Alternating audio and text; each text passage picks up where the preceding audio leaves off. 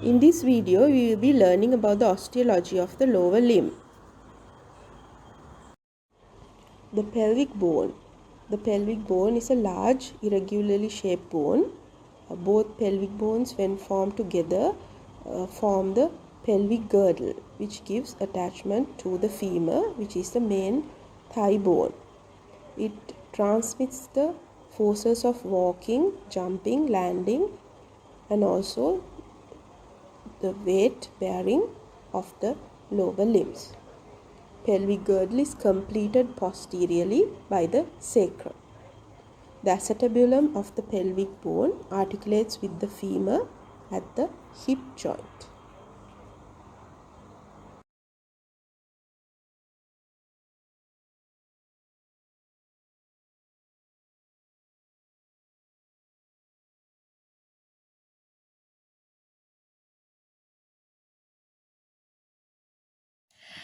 This is the hip bone. It's also called as pelvic or coxal bone. It is an irregular shaped bone that forms the part of pelvic girdle. There are two hip bones, right and the left hip bone. These two hip bones joined at symphysis pubis anteriorly and together with the sacrum and the coccyx make the pelvic girdle.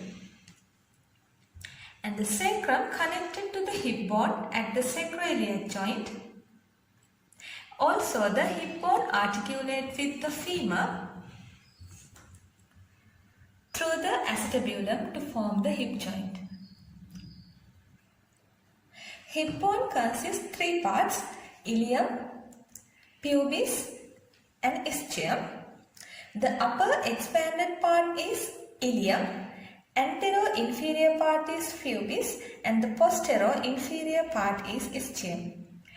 Ilium, ischium and pubis fuse together to form the cup-shaped socket called as the acetabulum. Let's see how to determine the side of the hip bone. The superior part of the hip bone is ilium, which has iliac crest. It is convex. This iliac crest should be in upward and superiorly. The cup-shaped acetabulum should place in laterally. Also, the obturator foramen should lie below the acetabulum.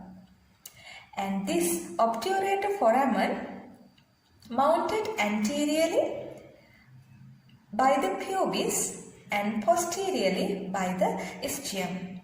And the greatest sciatic notch, which is lie posteriorly. So according to that, this is left side hip bone. Let's see what are the features of the hip bone. Ilium is the widest and largest part of the hip bone. Superiorly, it expands to form the wing and it forms the superior part of the acetabulum.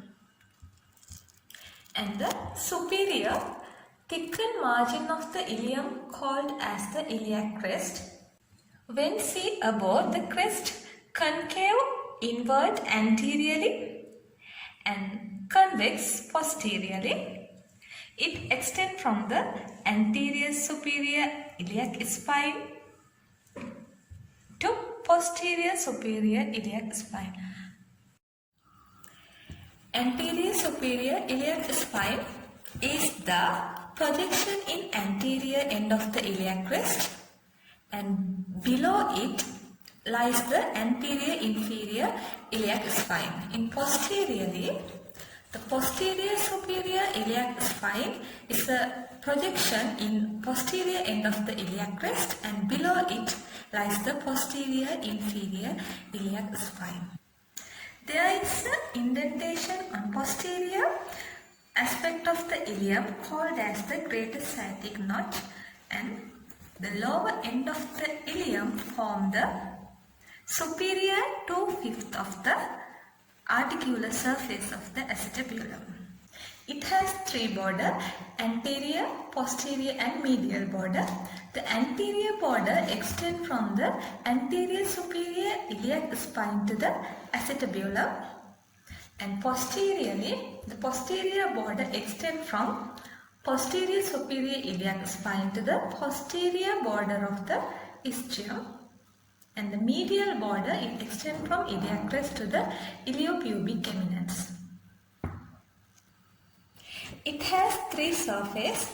Inner surface, which is concave and smooth and also called as the iliac fossa, and the external surface, which is convex anteriorly and concave posteriorly, which is also called as the gluteal surface, and it is divided into four spaces by three lines. Three lines are posterior gluteal line, anterior gluteal line, and the inferior gluteal line. Posterior gluteal line, it extends from the outer lip of the iliac crest to the point in front of the posterior inferior iliac spine, and the anterior gluteal line, it extends from the upper part of the greater sciatic notch to the outer lip of the iliac crest, and the inferior gluteal line, it extends from above and behind the anterior inferior iliac spine to the greater sciatic notch. The other surface is sacropelvic surface. It is irregular surface in inner side of the ilium behind the medial border of the ilium. It has two parts. The roughened area, which is called as the iliac tuberosity, and the auricular surface, which is articulate with the sacrum to form the sacroiliac joint. Let's see the pubis. Pubis form the anterior inferior part of the hip bone, and it form the anterior 1/5 of the acetabulum. Pubis has three parts: body of pubis, superior rami, and inferior rami. The superior border of the body, which is called as the pubic crest, and laterally there is a tubercle called as the pubic tubercle. In the medial surface of the body, which is also called as the symphysis surface, which articulate with the opposite pubis to form the symphysis pubis. The superior pubic ramus, which extends superior laterally, and the inferior pubic ramus, which extend inferior laterally to form the istiopubic ramus. With the help of the ischium, these two rami form the obturator foramen. The posterior margin of the superior pubic ramus, which form the pectineal line, it helps to form the pelvic ring. Let's see the ischium. Ischium form the posterior inferior part of the hip bone, and it form the part of the acetabulum, and it consists three parts: body, and the inferior ischial ramus, and the superior ischial ramus.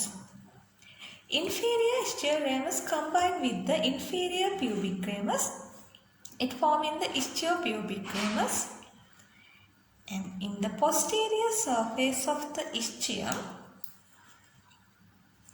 there is a bony projection called as ischial spine. Below the ischial spine, there is a notch called as the lesser sciatic notch, and there is a tuberosity on lateral surface of the ischium, which is called as the ischial tuberosity. The femur. The femur is the largest and the heaviest bone in the body. It is the bone of the thigh, the single bone of the thigh. It has a spherical head, a long neck, a long shaft, and epicondyles at the distal end. It articulates with the pelvic bone to form the hip joint and with the tibia to form the knee joint.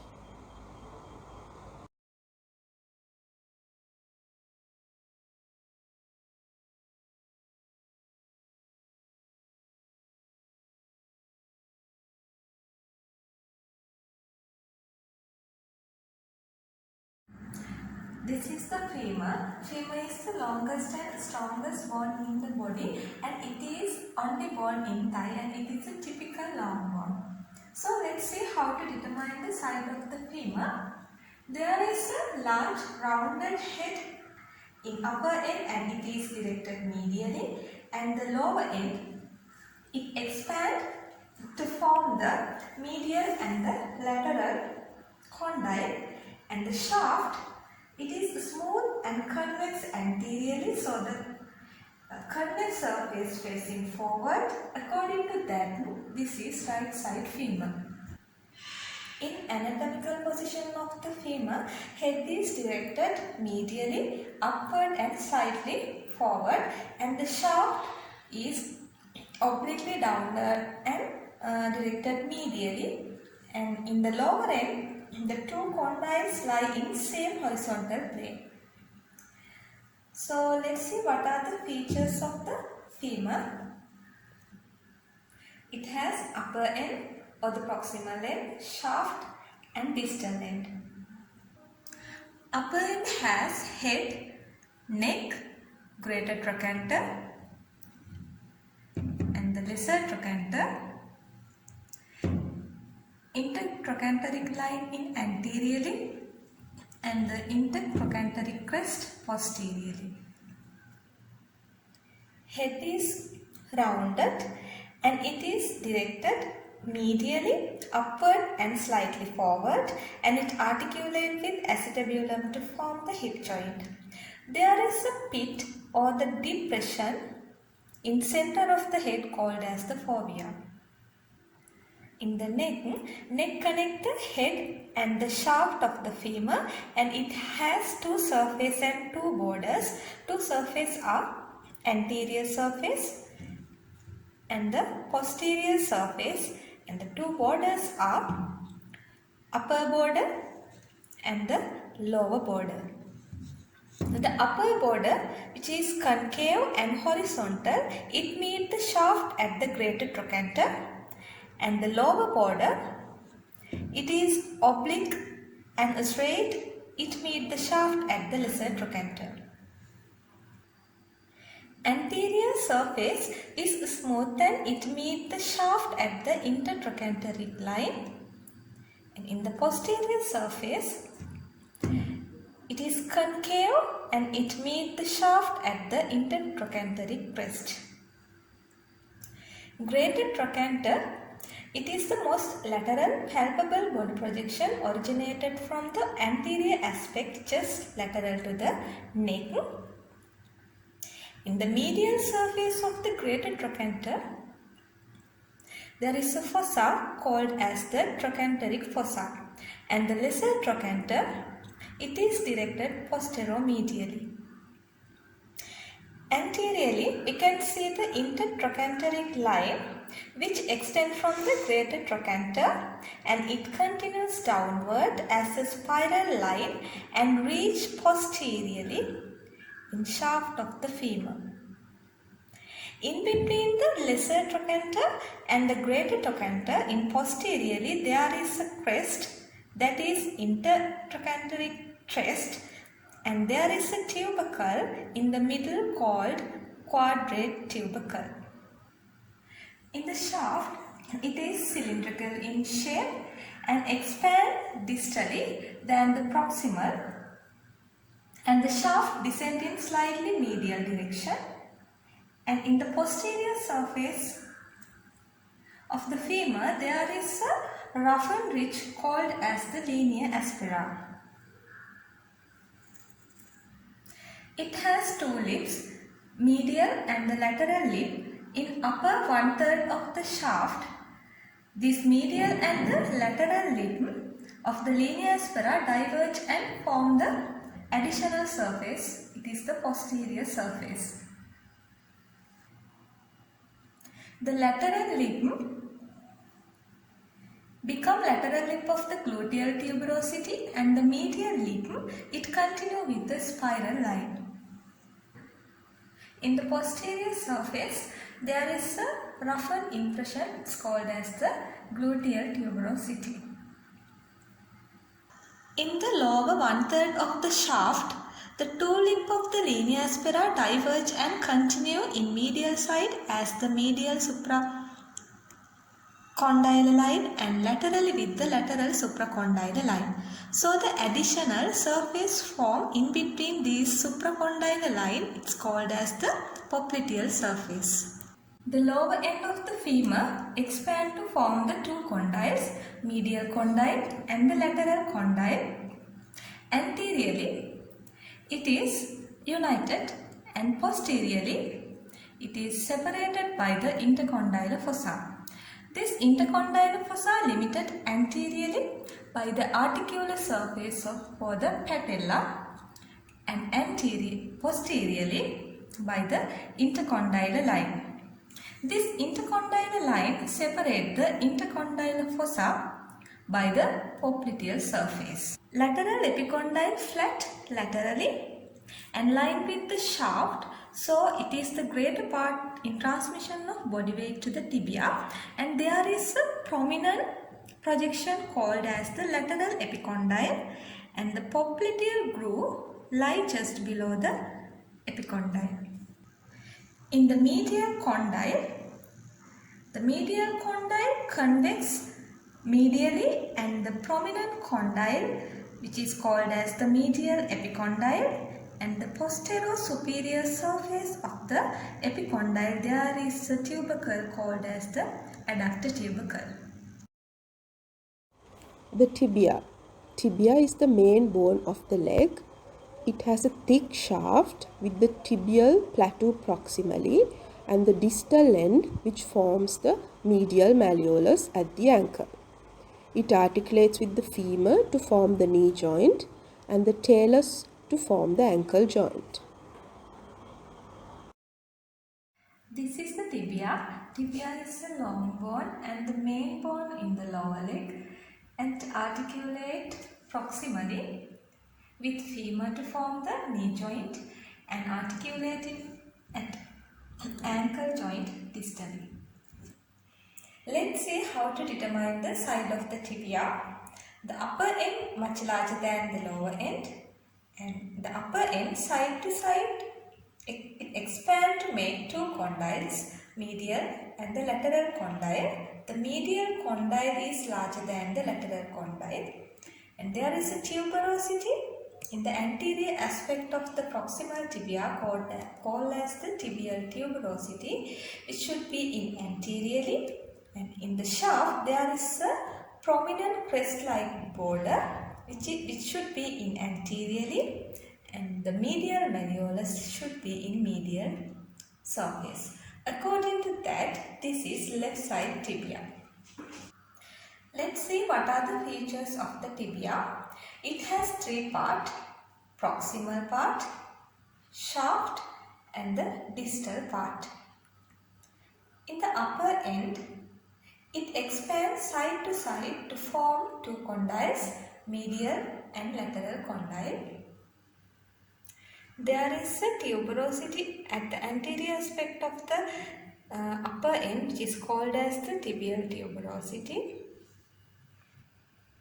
In the superior surface of the condyle, you can see the medial condyle and the lateral condyle. The medial condyle is larger than the lateral condyle. In between the medial and the lateral condyle, there is a roughened area which is called as the intercondylar area.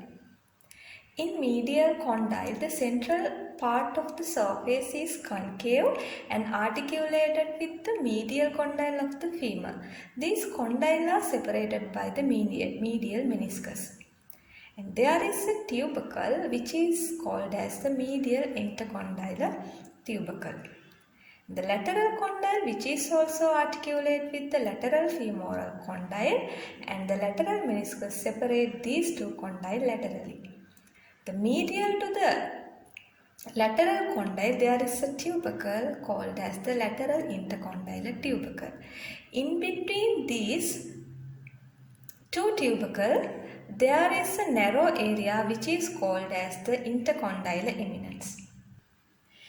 In posterior inferior aspect of the lateral condyle, There is a facet called as the fibula notch. It articulates with the head of fibula to form the proximal tibiofibular joint.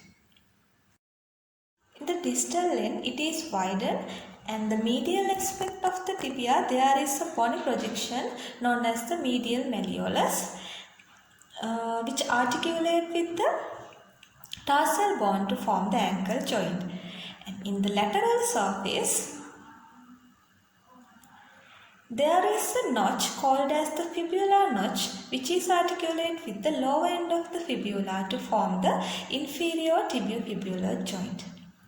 And inferiorly, there is an articular surface which is articulate with the body of the talus to form the ankle joint. And in posteriorly, there is a groove. The tibialis posterior tendon passes through this groove. In shaft, it has 3 borders and 3 surfaces. The 3 borders are anterior border, medial border and the lateral border. The anterior border, it is palpable subcutaneously in anterior surface and it begins in tibial tuberosity.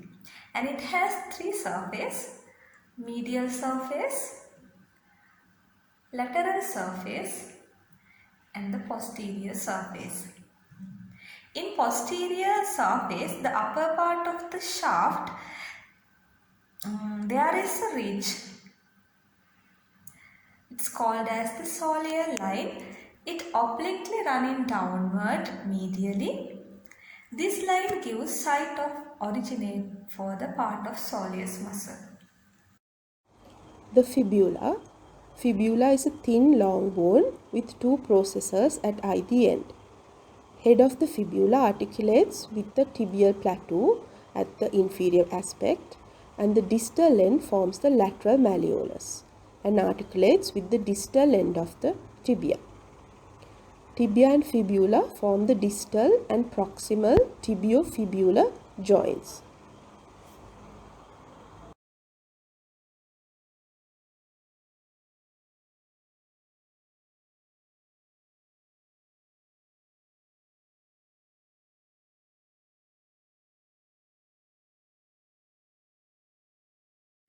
This is the fibula. Fibula is a smaller bone of our leg and it is thin bone compared with the tibia. And it is located at the lateral side of the tibia in our leg. So let's see how to determine the side of the fibula. This is the upper end of the fibula and the lower end and the shaft. The upper end, it is slightly expand in all direction. And in the lower end, this is anterior side, this is lateral side. You can see side to side, it is flattened and it expand antero-posteriorly. It expand antero-posteriorly. The lateral aspect of the lower end, it has lateral malleolus which is subcutaneous and palpable, and in the medial surface it has triangular in shape surface, and behind it, it has a deep fossa called as the malleolar fossa in posteriorly. So put the thumb in malleolar fossa and hold the fibula by using your thumb and the index finger only. So when we hold the bone, the triangular shaped surface should be in the front and the malleolar fossa should be in behind it. So we hold this bone from our right side hand. So this is right side fibula. Let's see what are the features of the fibula bone. It has upper end, shaft and lower end. the upper end, which is slightly expand in all direction. In the superior surface of the upper end, which is circular and articulate with the lateral condyle of the tibia, and there is a projection in the posterolateral aspect of the upper end, which is called as the styloid process, and immediately below the head there is a constriction which is the neck of the fibula.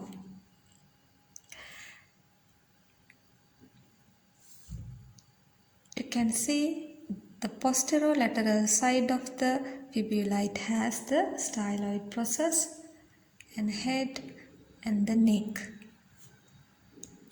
In the lower end, it has four surfaces. The lateral surface, this is the lateral surface which is subcutaneous and it has lateral malleolus, and anterior surface which is rounded, and the medial surface which has triangular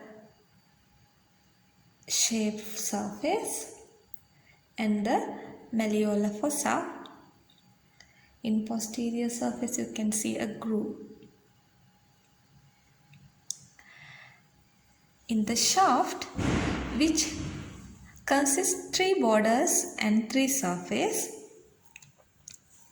it has anterior border and the medial border or the interosseous border and the posterior border.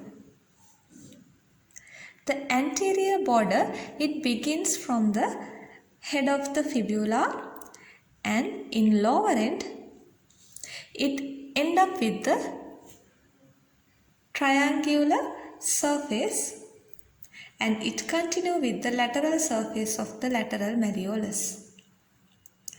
Just medial to the anterior border, you can see it above. You can see the medial border or the interosseous border, and this is the posterior border. Posterior border. There are 3 surfaces in between the anterior border and the medial border. You can see it from above. This is medial surface, which is very narrow in upper part because 2 borders are very close to each other. In between the anterior border and the posterior border,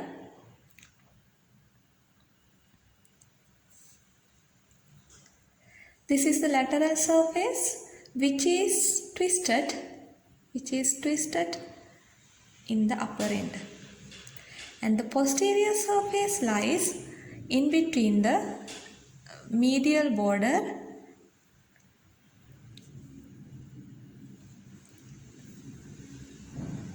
and the posterior border, which is the largest surface in the fibula.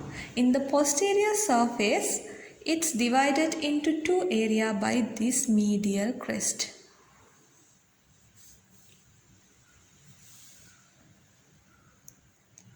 Medial crest. These are the features of the fibula. The foot. The foot is formed by the articulation of many small and medium-sized bones.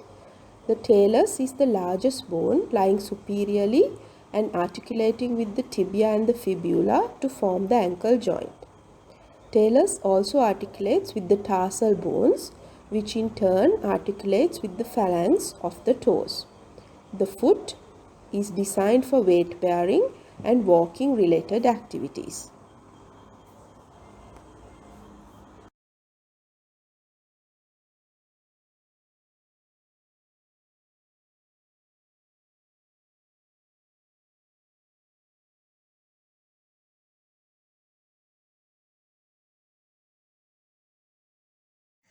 This is the foot.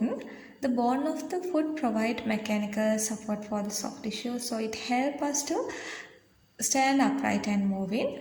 This is the important structure that serves to bear the weight of our body as well. So let's see what are the features of the bone of the foot. In the foot, it consists three general regions. They are hindfoot, it consists talus and calcaneus, and midfoot, it consists cuboid, navicular and three cuneiform bones, and the forefoot, it consists metatarsal and the phalange. The bone of the hindfoot and the midfoot make up group of bone called as the tarsal bone. There are 7 tarsal bones in the foot, and forefoot it consists metatarsal and the phalange.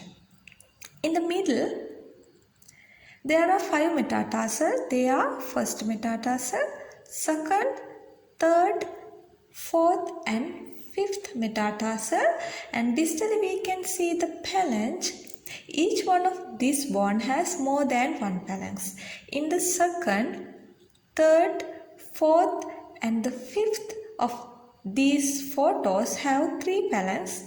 They have proximal, middle and distal phalanx. In the big toe, this is the big toe, only have 2 phalanx. They are proximal and the distal phalanx. So let's see the tarsal bones. They are the irregular shaped bones. The calcaneus, it is the lateral and the most largest bone in the foot, and it's located inferior to the talus bone, and the most of the body weight going to the ground through the calcaneus bone. There is a tuberosity in the posterior side of the calcaneus called as the calcaneal tuberosity, which give attachment to the Achilles tendon. And the talus, it is the most medial bone and lie on the top of the calcaneus bone, and it transmits force or the weight from the tibia to the heel bone. So it articulates with the tibia superiorly and medially, and laterally with the fibula to form the ankle joint, and inferiorly it articulates with the calcaneus to form the subtalar joint, and anteriorly it articulates with the navicular bone to form the talonavicular joint. The calcaneus bone, it also has 2 articulations. Superiorly it articulates with the talus to form the subtalar joint, and anteriorly it articulates with the cuboid bone to form the calcaneo-cuboid joint.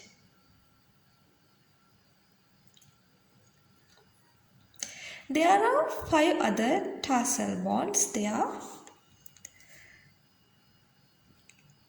navicular bone, cuboid and 3 cuneiform bones. Immediate next to the calcaneus bone,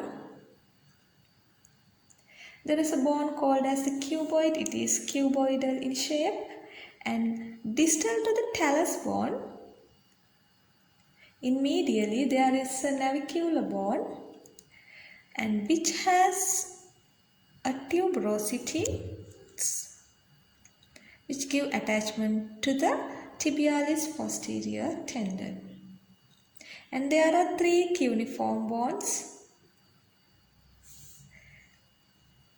Distal to the navicular bone, they are medial cuneiform and the lateral cuneiform and the middle intermediate cuneiform.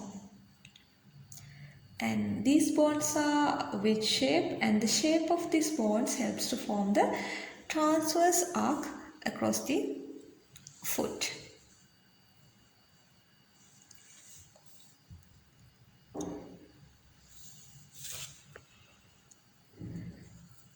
And the metatarsals located in between the phalanx and the tarsal bones, So each bone has similar structure.